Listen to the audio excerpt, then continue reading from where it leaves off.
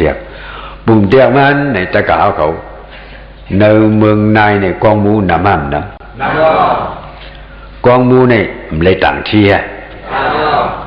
เมื่อต่างที่นั่นเห็นในการลงขึ้นกว่าจอมลำกองมูนั่นเหตุต่างอันนั้นเลยขัดย้ำเหตุต่างขัดย้ำเหตุต่างเนาะก็ไหนมาขัดย้ำเหตุเดียวย้ำในมีหลายหน้า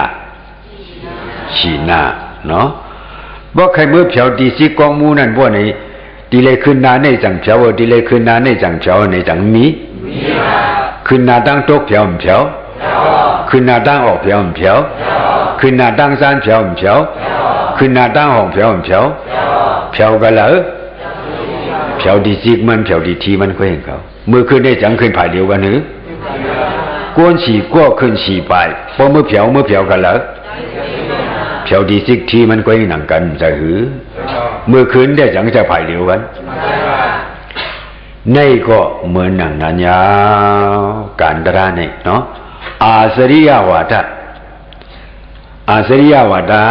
เนี่ยอย่าไปตัวอย่างพี่น้องเขเขาพระเขนี่ยามหันเนี่ยอุดิบวานวะฮะยามหันเหรอมันเหียงบุ้มลงเหย่าเหรอปีเหรอซ้ำเหียงซ้ำโขเหรอนั่นไม่เหียงนั่นเนี่ยคุณหอคำเขว่าเกาไข่หันพระเนี่ยว่าเกาไข่หันพระเตะเปลี่ยนหือไว้พระเตะเนี่ยเผาตัวบ่ไหนพระหันพระก็มาลาเนี่ยเกาลาดเหนื่อยอมาตดีเลยฮือล่ะนี่อายงปิ้วห้องฝังมัน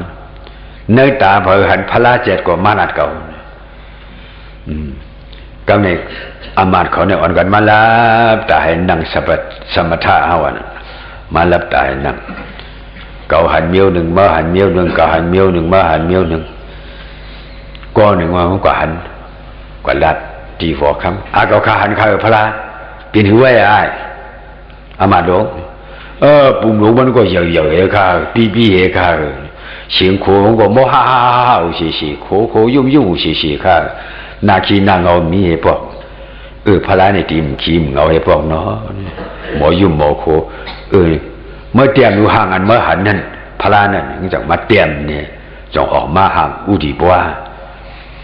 บ่ออกมาห่างอุดิบัวเนี่ยเนี่ยอาจเป็นพระเตรียมมาปุ่มก็เหย่อหน้าตาก็ปีเสียงโขงก็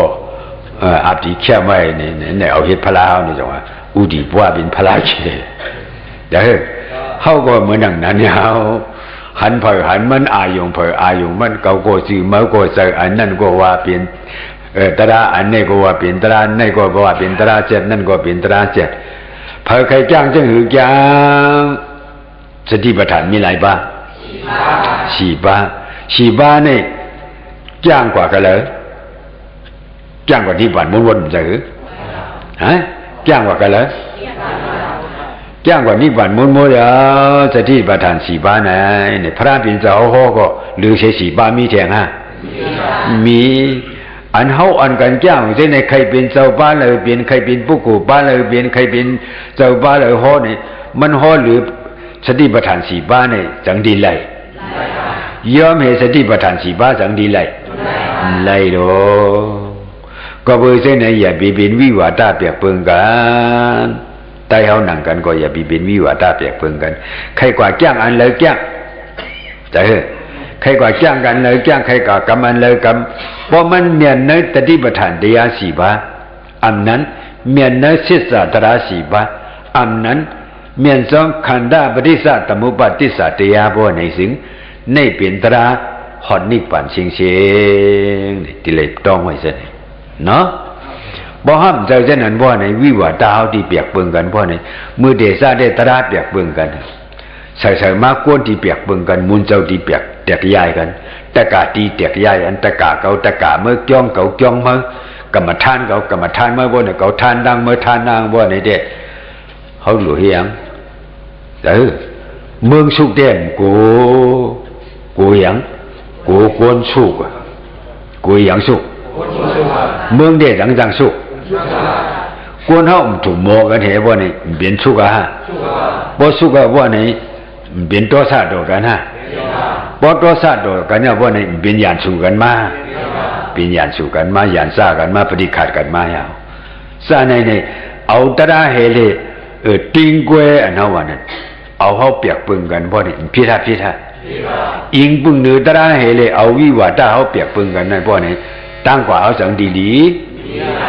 เขาสมาเขาอันกันเฮ็ดตระว่าในวิวาทเขาเปียกปึงกันในเอาเกยเย่เช่ซ้อมกันมุนเจ้าป้านั่นเป็นในมุนเจ้าป้านั่นเป็นในเกิงกรรมฐานอันนั้นเป็นในเกิงกรรมฐานอันนี้เป็นในเช่ซ้อมกันบ่เนี่ยความมันในความกว่านิกว่าหน้าความกว่าอะไรฮะจินจานักนาตะกาวเขามุนเจ้าแดมมุงมองใครเปลี่ยนเจนั่นเองเนาะหรือเสพระก็เขาเป็นสู่เหลียวกันตราก็เป็นคอเหลียวกัน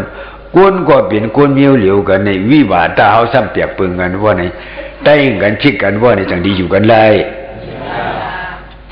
ได้เนาะอันอยู่ป้องเนื้อก็มัดกว่าป้องแต่อันอยู่ป้องได้ก็มัดกว่าป้องเนื้อเอาไว้มาจังเปลี่ยนนะจังเปลี่ยนก็เบอร์เส้นไหนอย่าเปลี่ยนอะไรเปลี่ยนตัวเนื้อตราเจ็ดมันเพราะมันเป็นตรามันเมียนว่าไหนเด้นิพพานยกจงเดียวันนี้มาการเปลี่ยนบ้านเจ้าบ้านเลยอันโหเลยเก่าบ้านอันโหเจ็ดบ้านมีฮะมีหลงเพราะมันยอมในก็สังมันเมียนหรือบ้องหรือเปลี่ยนบ้านก็สังมันเมียนหรือมันเมียนยา